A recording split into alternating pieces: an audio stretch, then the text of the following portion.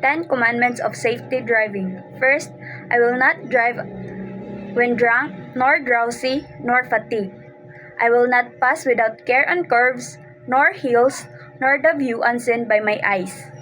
I will not violate speed laws, nor exceed speed limits. I will not disobey highway signs and traffic signals. I do not make a twist without signaling my intentions. I do not accelerate my speed at school, playgrounds, hospital, and other danger zones. I will not be careless when crossing an intersections. I do not glare my headlights on approaching cars at night.